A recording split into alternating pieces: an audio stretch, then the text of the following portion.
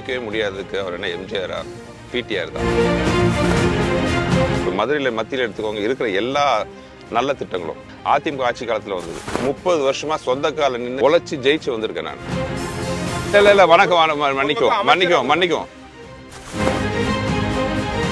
மக்களை விலைக்கு வாங்கலான்னு நினைக்கிறேன். பணமா பாசமா, அதுதான் இங்கே மேற்கு தொகுதி. தம்பி விஜய்க்கு ரசிகர்கள் அதிகமாக இருக்காங்க, அதை பற்றியெல்லாம் ஒன்றும் இல்லை. அவர் எம்ஜிஆரை சொல்கிறதுக்கு எந்த விதமான இதுவும் இல்லை. விஜய் பற்றி செல்லூர் ராஜு காலையில் விமர்சனம்.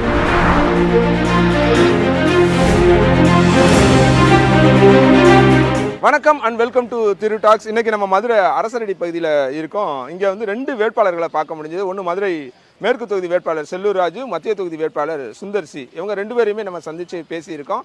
வாங்க பார்க்கலாம்.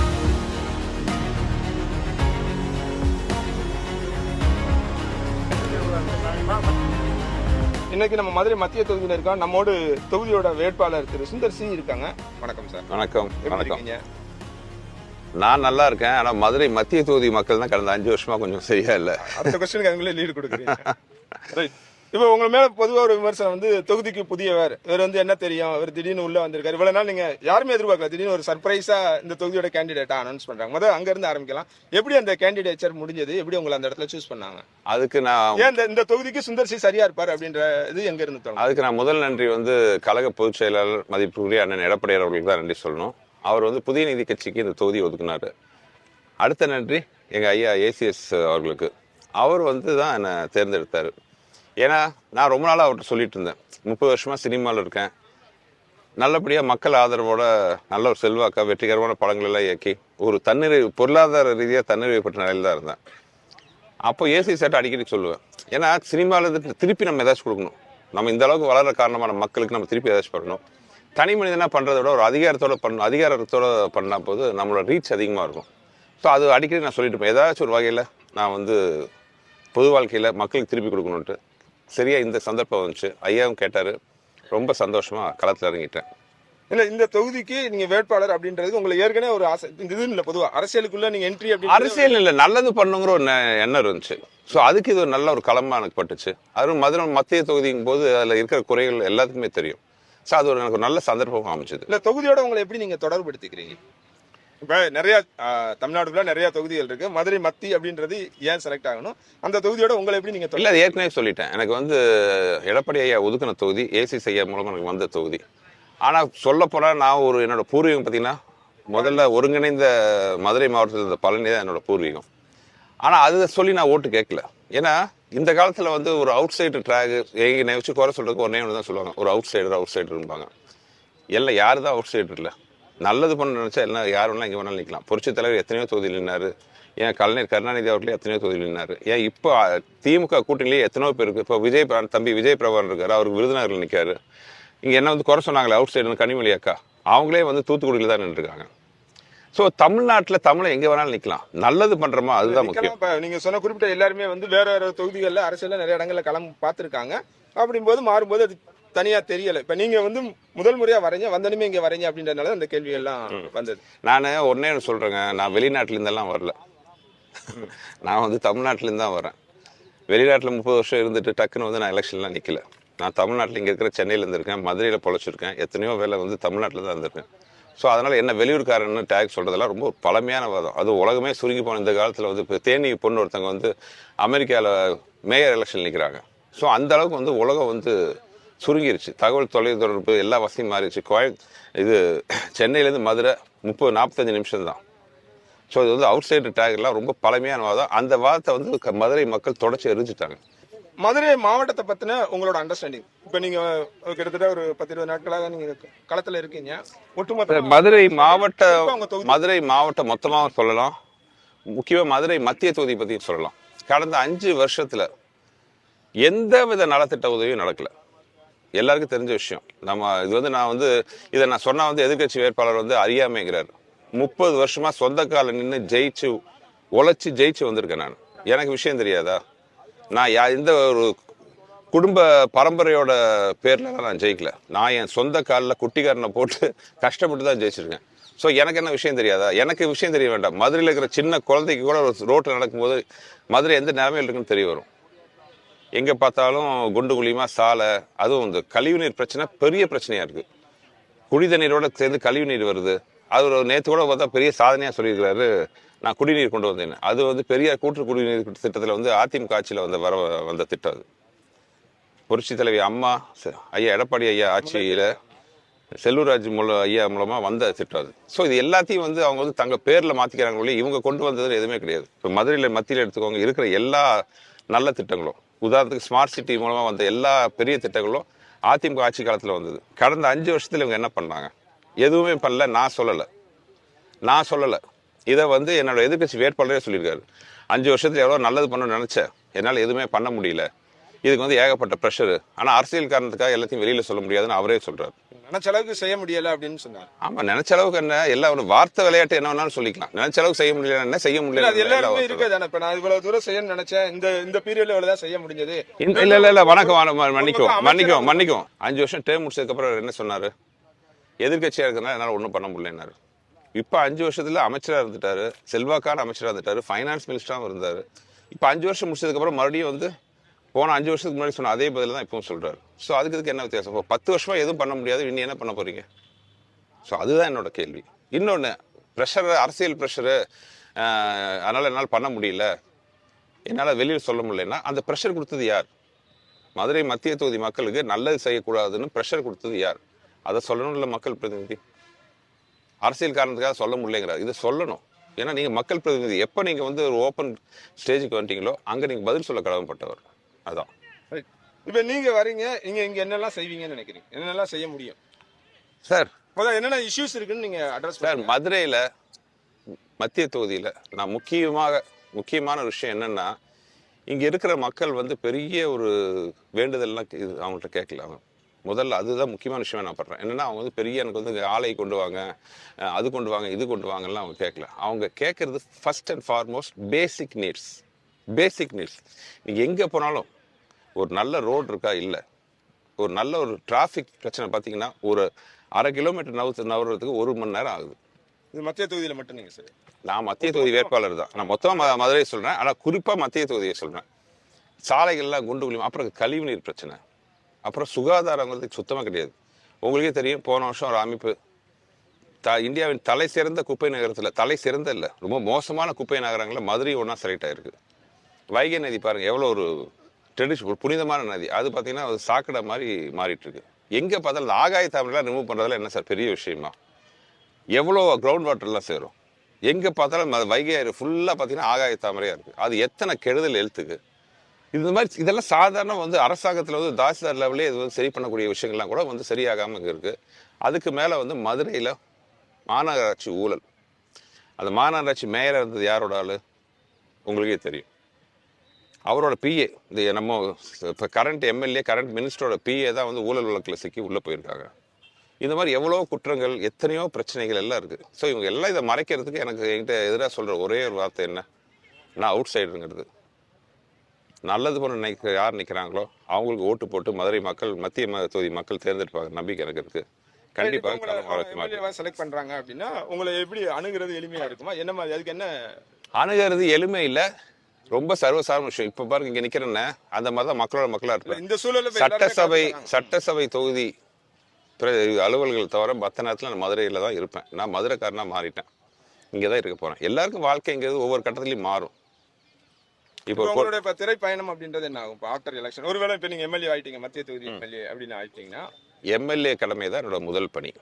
நான் தான் கேட்குறேன், எம்எல்ஏ ஆகிட்டீங்க அப்படின்னா அதை தான் பதில் சொல்லிட்டேன். எம்எல்ஏ கடமை தான் என்னோட முதல் பணி. அதுக்கப்புறம் தான் போயிட்டு தான் இருக்கும். அதெல்லாம் வந்து ஃபியூச்சரில் பார்க்க வேண்டிய விஷயம். மக்கள்கிட்ட தொண்டர்களா சரி இல்லைங்க, முதல்ல ஒவ்வொரு படியாக தான் போகணும். இப்போ என்னோட முதல் குறிக்கோள் எலெக்ஷன், அதில் ஜெயிக்கணும், எம்எல்ஏ ஆகணும், எடப்பாடியார் ஆட்சி அமையணும். அந்தபடி எல்லாம் நல்லபடியாக நடந்துட்டா சினிமாக்கெல்லாம் ஒதுக்கிற கேட்க நேரம் இருக்க போகுது. அதனால திரு சுந்தர் சிக்கு எது பலம் நினைக்கிறீங்க? இப்போ நிறைய பேர், இப்போ நாங்கள் அங்கே வரும்போது நிறைய பேர் பார்க்குறாங்க, அந்த மாதிரி அந்த அரண்மனை பட டைரக்டர் வராரு பாருங்க, இப்படி ஒவ்வொருத்தவங்க. என்னுடைய பலம் என்னோட எதிர்கட்சி வேட்பாளர் தான். அவர் மேலே இருக்கிற அதிருப்தி தான் மிகப்பெரிய பலம். அவர் எந்த வேலையும் செய்யாமல் இருக்கிறது தான் என்னோட மிகப்பெரிய பலம். மக்கள் எல்லாம் பார்க்குறாங்க. நான் எதுவுமே சொல்லணும்னு அவசியம் இல்லை. நான் ஒரு பிரச்சாரத்துக்கு போகும்போது நான் பிரச்சனையை சொல்றதுக்கு முன்னாடி அவங்க சொல்கிறாங்க.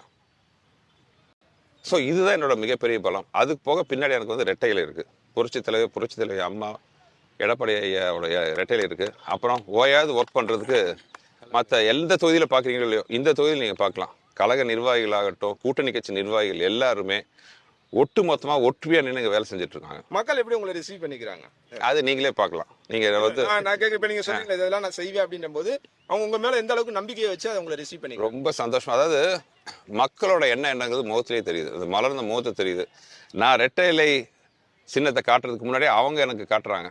ஸோ அது வந்து ரொம்ப சந்தோஷமான பாசிட்டிவ் விஷயமா பார்க்குறேன். கண்டிப்பாக 2026 எலெக்ஷனில் மதுரை மத்தியில் மட்டும் இல்லை, தமிழ்நாடு எங்கிலும் ரெட்டை இலை பட்டொலி வீசி பார்க்கலாம். எதிர்பக்கத்தில் ஒரு வலுவான கேண்டிடேட் இருக்காரு, ஒரு அமைச்சராக இருந்தார். நீங்கள் இது வரைக்கும் நம்ம பேசணும், ஒரு சிட்டிங் அமைச்சர், கவர்மெண்ட் அவங்களோட தான் இருக்கு. அதெல்லாம் தாண்டி நீங்கள் ஜெயிச்சிட முடியும்னு நம்புறீங்களா? நான் அன்றைக்கே வந்து எங்கள் செயல்வர்கள் கூட்டத்தில் சொன்னேன், ஜெயிக்கவே முடியாததுக்கு அவர் என்ன எம்ஜிஆரா? பிடிஆர் தான். வெற்றி உறுதி, களத்தில் நாங்கள் ஜெயிப்பதும் உறுதி, ரெட்டை இலை மலர்வதும் உறுதி. நன்றி.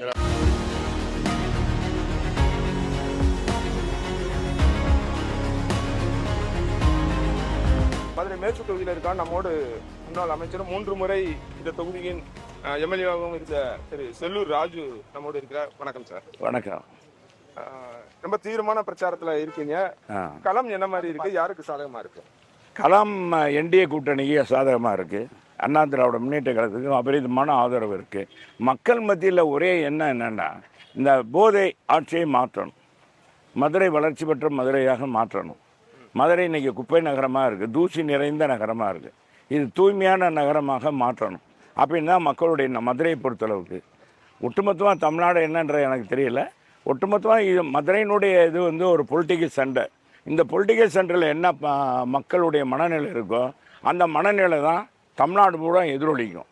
இதுதான் எப்பவும் அளவுகோல். அது சினிமாவாக இருந்தாலும் சரி, எந்த துறையாக இருந்தாலும் அதை வைத்து பார்க்கும்போது மதுரை இன்றைக்கு மதுரை மக்களுடைய மாற்றம் தமிழ்நாட்டு மக்களுடைய ஒட்டுமொத்த மாற்றமாக இருக்கும். சொல்லுங்க. இப்போ 3 முறை இந்த தொகுதியோட எம்எல்ஏவா இருக்கீங்க. ஆமா. என்னென்ன இஷ்யூஸ் எல்லாம் நீங்க சரி பண்ணிருக்கீங்க? என்னென்ன பிரச்சனைகள் இருக்கு, மக்கள் என்ன எதிர்பார்க்கறாங்க, நீங்க எதெல்லாம் சரி பண்ணிருக்கீங்க?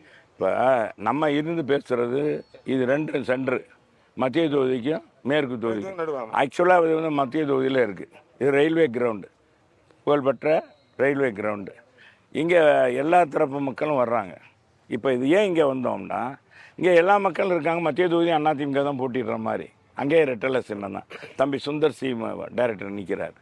பொதுவாக மதுரையில் நீங்கள் இப்போ கேட்டீங்க என்ன மாற்றம் கொண்டு வந்துறீங்க, இங்கே என்ன மாற்றம்? நாங்கள் 10 வருஷம் இங்கே இருந்த ரவுடிகள்லாம் ஒழிச்சிருக்கோம். முதல்ல பார்த்தீங்கன்னா காலையில் கோலம் போடுவாங்க. அந்த பழக்கம் அந்த காலம் இருந்துச்சு. அதிகாலையில் மார்கழி மாதம் காலையில் கோலம் போடுவாங்க. கோலம் போடுற பெண்ணை தாலியை தூக்கிட்டு வந்த நைட் செயின் இருக்குது பார்த்தீங்களா, அப்போ தான் முதல் வந்து கான்செப்ட் வந்து இந்த தொப்பி போட்டு இந்த இது இருக்கு இல்லையா, ஹெல்மெட்டை போட்டு அத்துட்டு போயிருக்கான். இது மாதிரிலாம் இருந்துச்சு. இந்த ரவுடிஸ் எல்லாம் இருந்துச்சு. அது மட்டுமல்ல, போலீஸே அடிக்கிறது. தாசில்தாரே ஒரு திமுக நிர்வாகிவை அடித்தார். ஏன்னு கேட்குறதுக்கு ஆள் இல்லை. மதுரையில் ரவுடி தொல்லை இருந்தது. மதுரையிலுடைய மக்களுடைய நீண்ட நாள் பிரச்சனைன்னு இந்த குடிநீர் பிரச்சனை தான். தாகம் மதுரைக்கு பார்த்தா மக்களுக்கு இது சுற்றி பார்த்திங்கன்னா இது நகரமயம் ஆனதுனால எந்த இதுவும் இல்லை, பூராமே கிணறுகள்லாம் தூர்ந்து போச்சு. அதனால் இதுக்கான நீண்ட திட்டம் கொண்டு வரணும். புரட்சி தலைவர் தான் முதல்ல மேற்கு தொகுதி எம்எல்ஏ இருக்கும்போது 15 எம்எல்டி தண்ணீர் வைகை ஆற்றிலேருந்து கொண்டு வந்து மதுரைக்கு கொடுக்குறதுக்கு கிடைச்சது. அது வரைக்கும் 700 அடி தான் கிடைச்சது. 700 அடி ஆற்றுலையும் 900 அடி இதுலேயும். தலைவர் 900 அடி வந்து நேரடியாக பைப்பு கொடுங்க.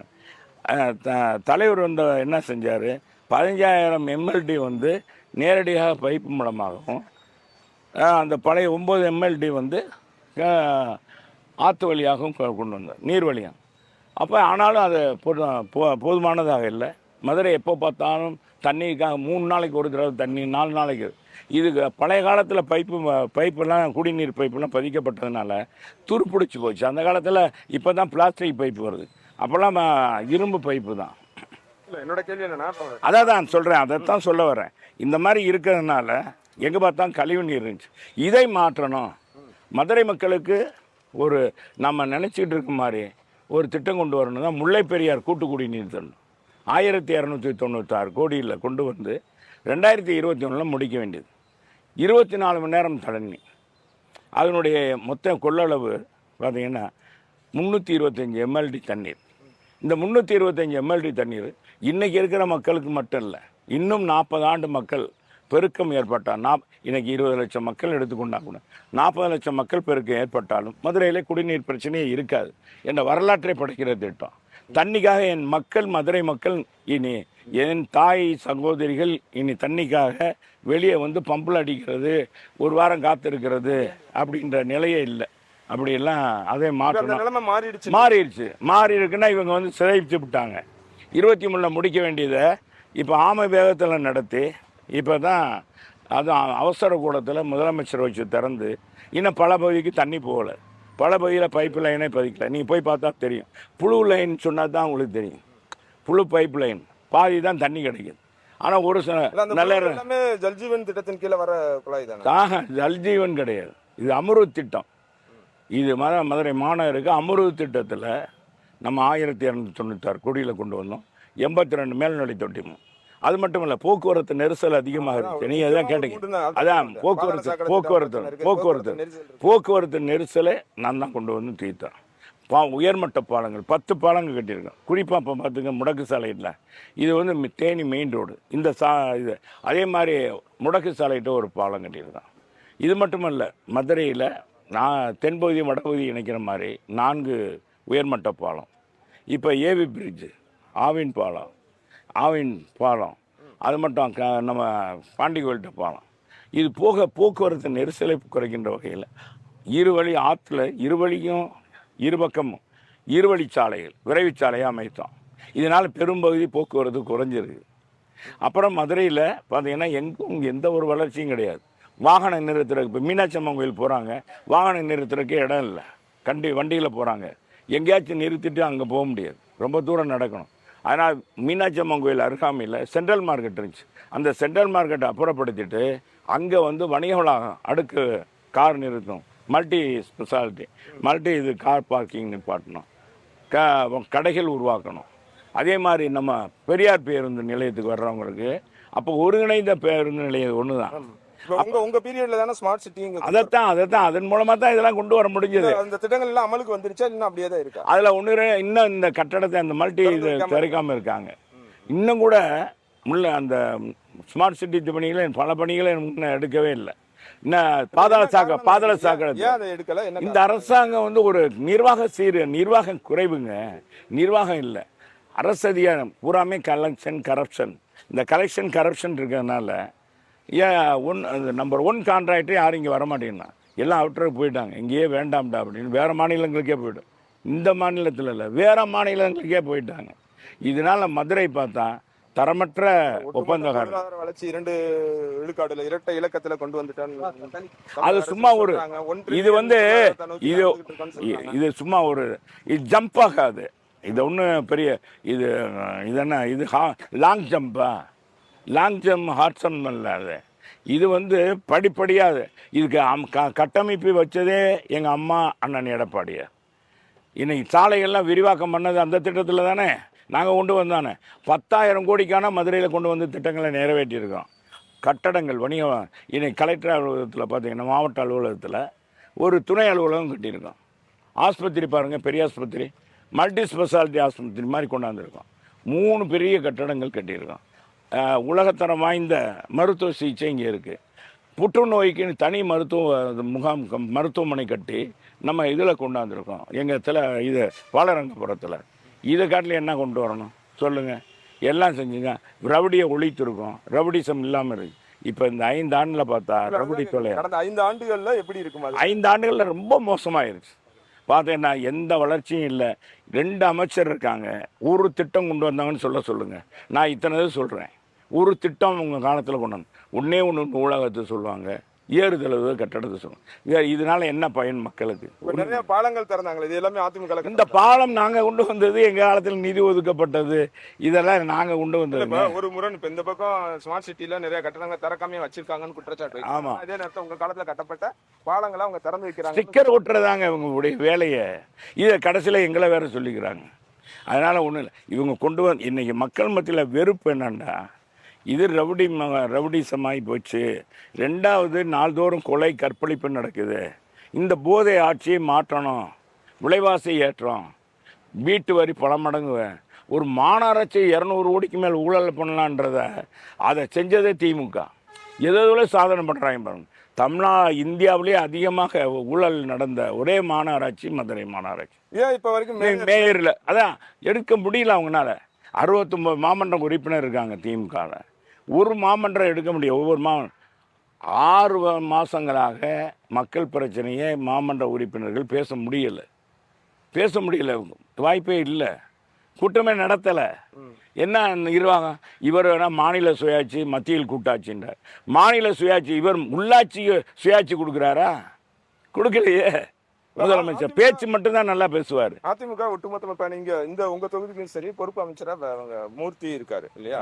மூர்த்தி வந்து இப்ப அதன் பிறகு உங்களுக்கு தொகுதி வந்து சவாலா இருக்கா? எப்படி பாக்குறீங்க? அவர் என்னங்க அடிச்சு வச்சிருக்க பணத்தை கொண்டாந்து செலவழிக்கிறாரு. மக்களை விலைக்கு வாங்கலான்னு நினைக்கிறார். பணமா பாசமா? அதுதான் இங்கே மேற்கு தொகுதி. பணமா பணமா ஸோ உங்க மேல இருக்க பணமா பாசமா? ஒர்க்குங்க.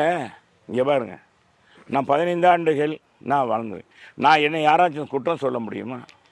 நான் 15 ஆண்டுகளில் நான் தவறு செஞ்சேன், யார்கிட்டாச்சும் லஞ்சம் வாங்கினேன், யாராச்சும் ரவுடிசம்க்கு துணை போனேன், கட்ட பஞ்சாயத்து பண்ணேன் அப்படின்னு சொல்ல முடியுமா? ஒரு இதுவும் கிடையாது. இது நான் சுருக்கி போட்டே இவ்வளவு. ஒரு பானை சோற்றுக்கு ஒரு சோறு பதம்ன்றவாங்க இல்லையா?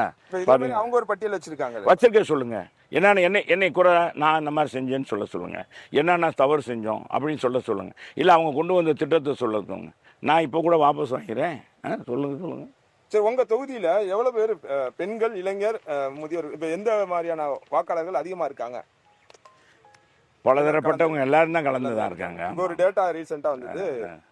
ஒட்டுமொத்த மொத்த வாக்காளர்கள்ல 2.5 கோடி பேர் வந்து இளைஞர்கள், அதாவது 41% வந்து இளைஞர்கள் இருக்காங்கன்றாங்க. அந்த இளைஞர்கள் வாக்கு யாரை நோக்கி போகுதுன்னு நினைக்கிறேன்? இளைஞர்கள் பொதுவாக ஆல் பாஸ் நாயகன் எங்களுடைய எடப்பாடியார். கொரோனா காலத்தில் இன்னைக்கு கல்லூரியில் படிக்கிறவங்க எல்லாத்துக்கும் ஆல் பாஸ் நாயகன் எடப்பாடி. 2வது 7.5% இடஒதுக்கீடு கொடுத்து மாணவருடைய கல்வி இந்த மருத்துவ கனவை நிறைவேற்றியவர். அது மட்டுமல்ல, அம்மா தான் லேப்டாப் திட்டம். இன்றைக்கி இளைஞர்களாக இருக்கவங்கலாம் லேப்டாப் வாங்காதவங்க இருக்க மாட்டாங்க. அதெல்லாம் நாங்கள் தான் கொண்டு வந்தோம். இவங்க தான் 5 வருஷம் போட்டோம். அதைத்தான் இந்த மாதிரி இளைஞர்கள் இருக்காங்க இல்லையா, இதெல்லாம் எங்கிட்ட பெற்றவங்க எங்களுக்கு ஆதரவாக தான் இருக்காங்க. இல்லை, அதுதான் கேட்க வரேன். தமிழக வெற்றி கழகம் விஜய் வந்திருக்காரு. அவர் என்ன சொல்றாருன்னா, இளைஞர்கள் வாக்கு, பெண்கள் வாக்கு இருக்கு, ஒவ்வொருத்தரும் நம்பிக்கை. இதெல்லாம் தாண்டி அவர் என்ன சொல்றாருன்னா, எம்ஜிஆர் ஆட்சியை நாங்க கொடுப்போம் அப்படின்னா. நேற்றுக்கு பரப்புரையில கூட அவர் என்ன சொல்றாரு, எம்ஜிஆர் ஆட்சியை நாங்க கொடுப்போம், காமராஜர் ஆட்சியை கொடுப்போம் அப்படின்றாரு. நீங்கள் இப்போ நான் அவரை சொன்னால் நீங்கள் அதைத்தான் ஓட்டுவீங்க. இப்போ நான் இவ்வளோ தூரம் நான் சொன்னேன் பற்றி சொல்கிற கேளுங்க. உங்கள் டிவியினுடைய இது பொதுவாக எல்லா டிவிக்காரங்க விஜய் சொன்னா விஜய் தான் ஓட்டுறேன். விஜய் வச்சு இல்லைங்க, நீங்கள் சொல்கிற கேளுங்க. அதெல்லாம் ஒன்றும் இல்லை.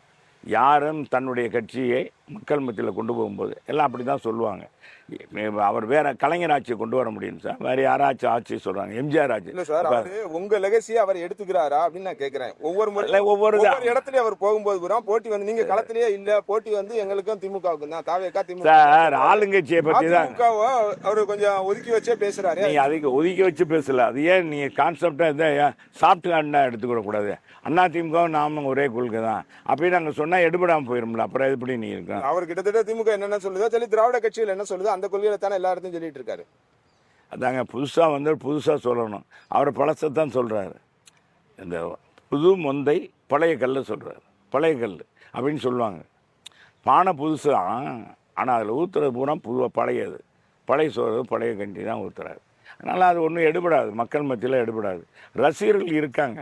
எனக்கு தம்பி விஜய்க்கு ரசிகர்கள் அதிகமாக இருக்காங்க. அதை பற்றியெல்லாம் ஒன்றும் இல்லை. அவர் எம்ஜிஆரை சொல்கிறதுக்கு எந்த விதமான இதுவும் இல்லை.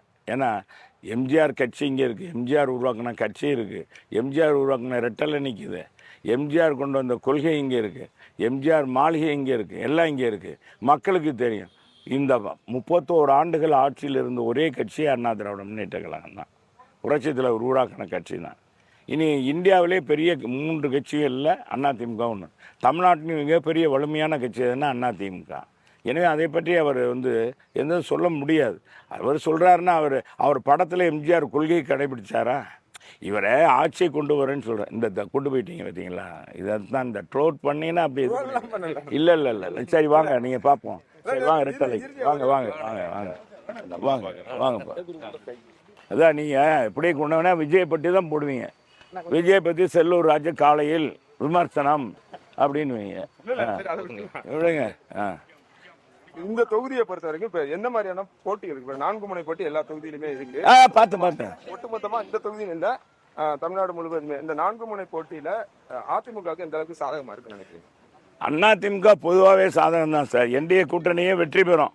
தமிழ்நாட்டில் ஆட்சி அமைக்க போகுது அதிமுக தலைமையில் தான் ஆட்சி அமையுது. என்டிஏ கூட்டணி மிகப்பெரிய சுவிப்பாகுது பாருங்க. இல்ல, கணிசமான வாக்குகளை வந்து ஒரு புதிய கட்சி உள்ள வந்த விஜய் கட்சி எடுப்பாங்க. அது திமுக ஓட்டை தான் சார். திமுகவை தான், திமுகவுடைய ஓட்டை தான் பிரிப்பாங்க. ஏன்னா காலங்காலமாக திமுக வாக்களிந்தவர் தான் விஜய் கட்சி. கடந்த தேர்தலில் கூட திமுகவுக்கு நம்ம தம்பி விஜய் ஆதரித்திருக்கார்.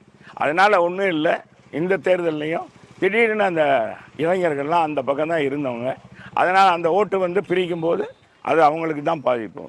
அதிமுக பாதிப்பு இல்லை. அதிமுக எந்த பாதிப்பு இருக்காது. ஏன் அப்படியா? அதிமுக ஒரு அந்த 5 ஆண்டுகள்ல வலுவான எதிர்க்கட்சியா செயல்பட்டு சூப்பராக பண்ணியிருக்கு. சரி, நன்றி, வணக்கம்.